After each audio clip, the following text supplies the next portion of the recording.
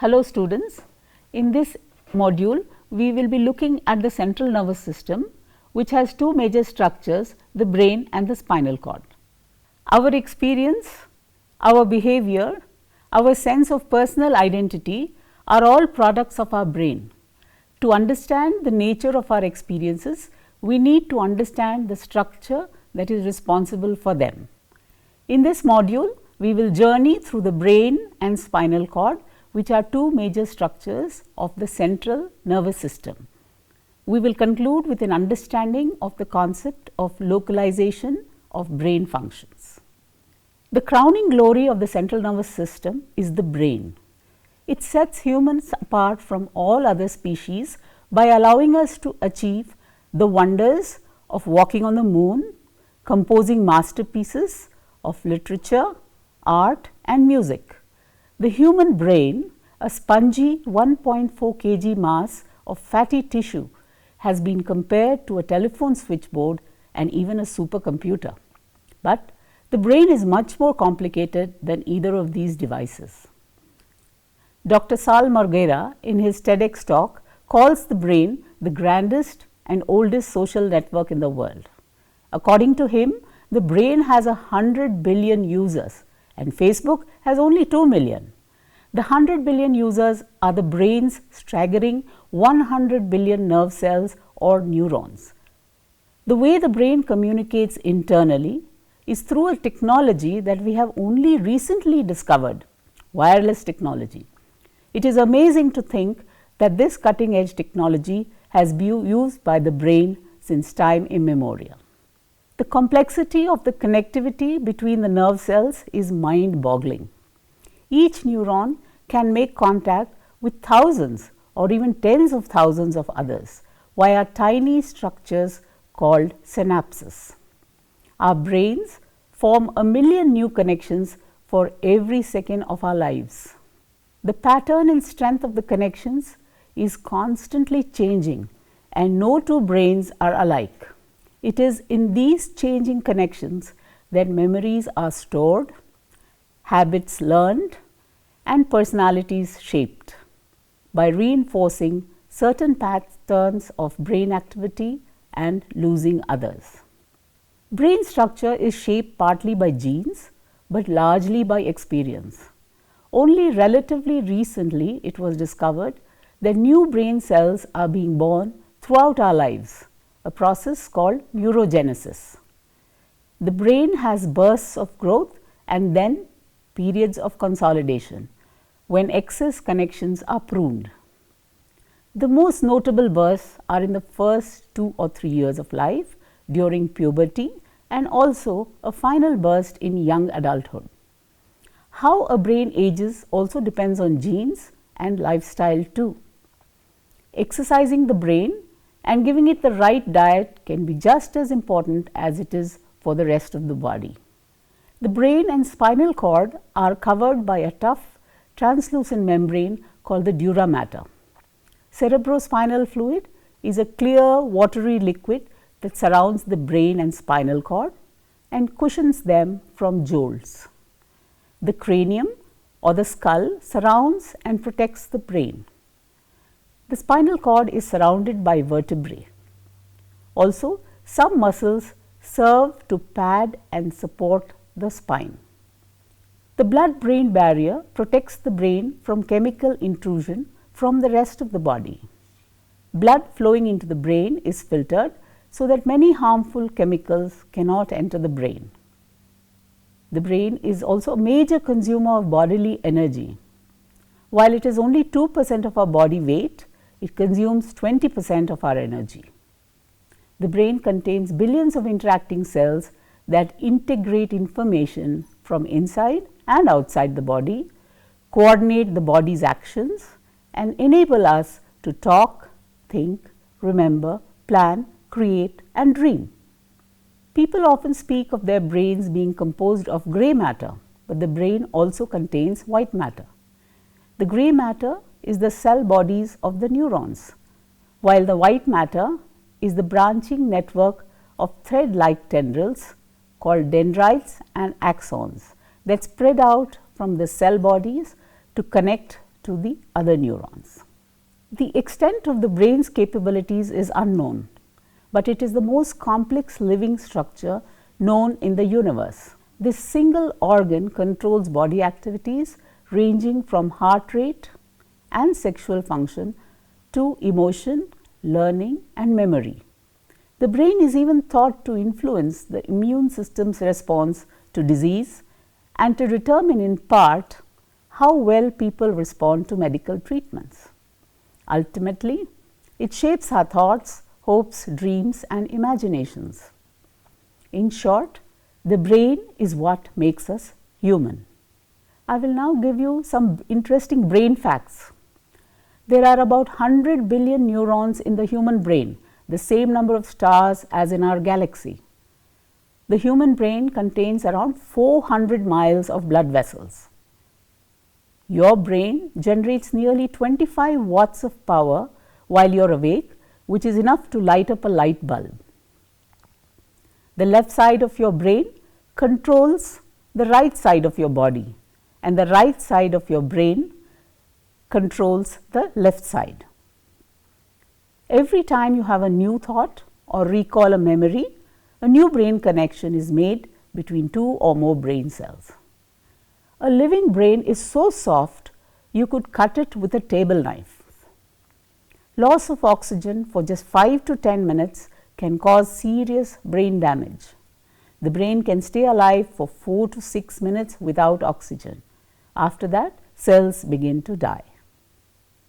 Your cerebral cortex is about as thick as a doctor's tongue depressor, and it grows thicker as you learn more. Now, let's delve deeper to understand the structures and divisions within the brain. The brain can be divided into 3 major regions: the hindbrain, midbrain and the forebrain. These 3 divisions of the brain can be thought of as a hierarchy in which the forebrain controls the midbrain, which controls the hindbrain.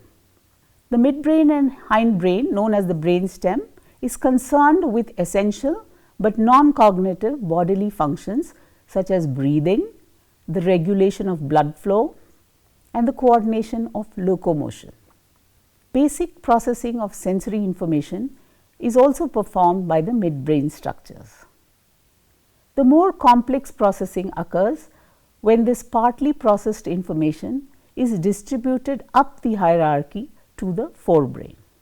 The forebrain can be regarded as the executive center, which considers sensory information of all kinds and formulates commands, decisions and judgments based on the sensory information and on experience. Now, let us look at the hindbrain, which consists of the medulla, pons and cerebellum and are referred to as the brainstem. The medulla, which attaches to the spinal cord, has charge of largely unconscious but essential automatic functions such as breathing, heartbeat, swallowing, maintaining muscle tone and regulating circulation. A substantial amount of space in the medulla is occupied by bundles of ascending and descending axons carrying information traffic between the brain and the spinal cord.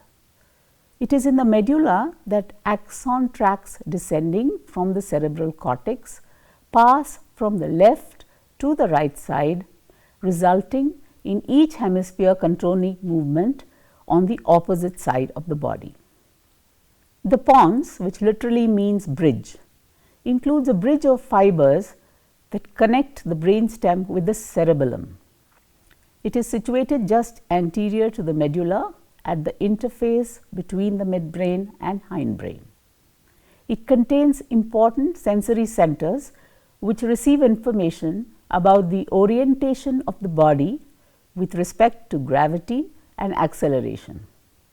The pons also contains several clusters of cell bodies involved with sleep and arousal, and an important role in the control of facial expressions.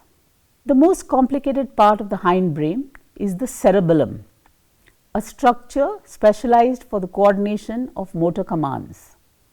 In size, the cerebellum is second only to the cerebral hemispheres. Placed over the gateway between the brain and the spinal cord, it is in a strategic position to oversee the performance of complex movements. The cerebellum has a very distinctive appearance with a surface consisting of numerous ripples called folia, separated by deep fissures.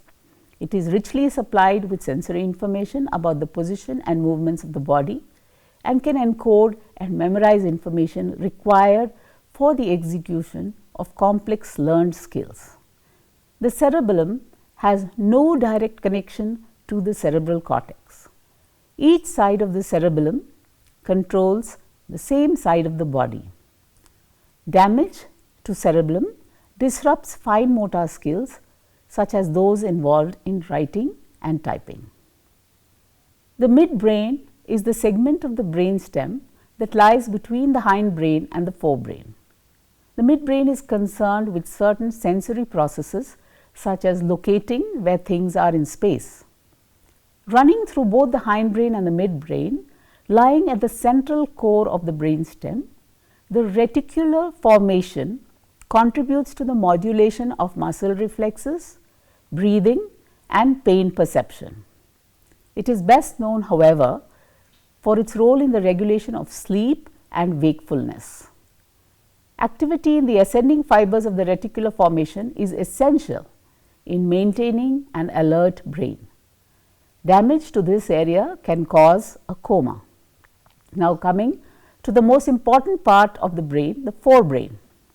The forebrain is the largest and most complex region of the brain, encompassing a variety of structures including the thalamus, hypothalamus, limbic system and cerebrum.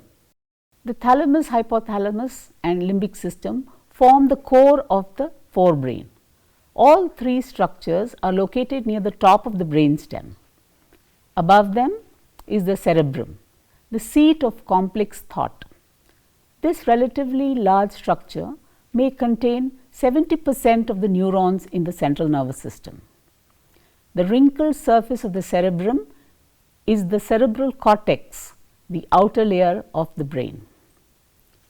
The thalamus is a structure in the forebrain through which all sensory information must pass to get to the cerebral cortex. This way station is made up of a number of clusters of cell bodies or somas. Each cluster is concerned with relaying information to a particular part of the cortex. Apart from being a relay station, the thalamus also plays an active role in integrating information from various senses. The hypothalamus is a structure found near the base of the brain that is involved in the regulation of basic biological needs. The hypothalamus lies below the thalamus. One of the functions of the hypothalamus is to control the autonomic nervous system. It also serves as a vital link between the brain and the endocrine system. The hypothalamus plays a major role in the regulation of basic biological drives related to survival, such as fighting, fleeing, feeding and mating. The hypothalamus also contributes to the control of hunger and other basic biological processes including thirst, sex drive and temperature regulation. So, it is a very important part of the brain. The limbic system is a loosely connected network of structures located roughly along the border between the cerebral cortex and deeper subcortical areas. This system is involved in the regulation of emotion, memory and motivation. The limbic system is not a well-defined anatomical system with clear boundaries. It includes parts of the thalamus and the hypothalamus, the hippocampus, the amygdala, the stria terminalis, the septal nuclei and the cingulate cortex. The basal ganglia are a set of large structures toward the center of the brain. The limbic system is involved in integrating feelings, thoughts and movement along with helping to shift and smooth motor behavior. They are involved in setting the body's anxiety level and help modulate motivation. In addition, the basal ganglia are thought to be involved with feelings of pleasure and ecstasy. The cerebrum is the largest and most complex part of the human brain.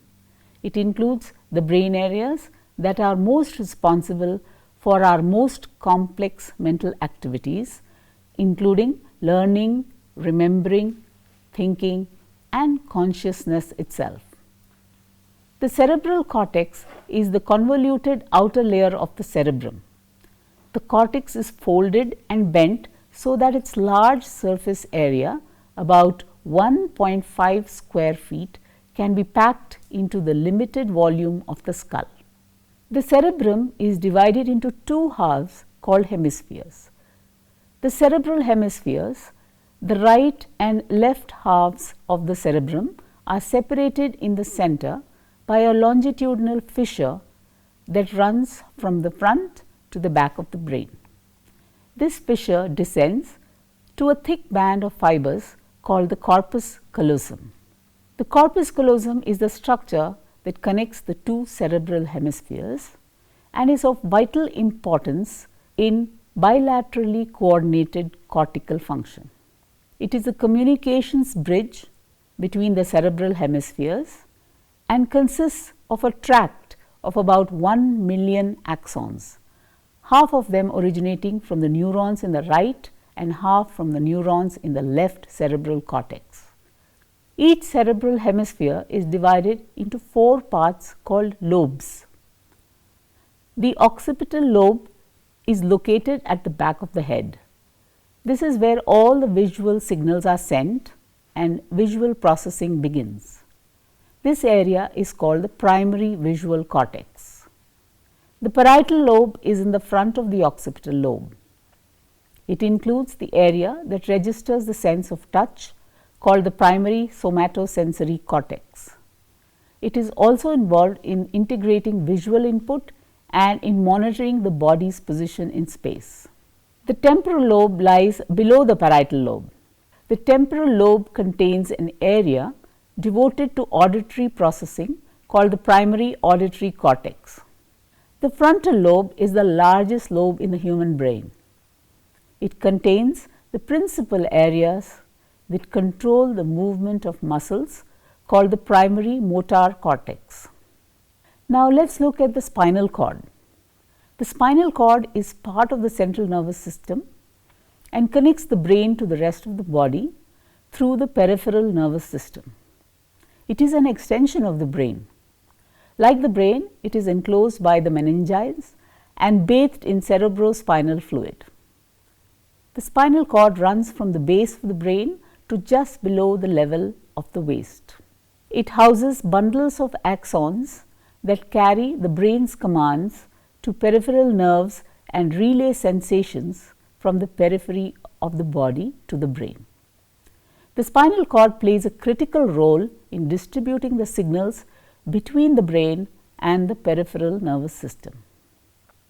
Housed within a tube-like structure composed of a series of bones called vertebrae, the spinal cord looks something like a long, white, smooth rope extending from the neck to the small of the back.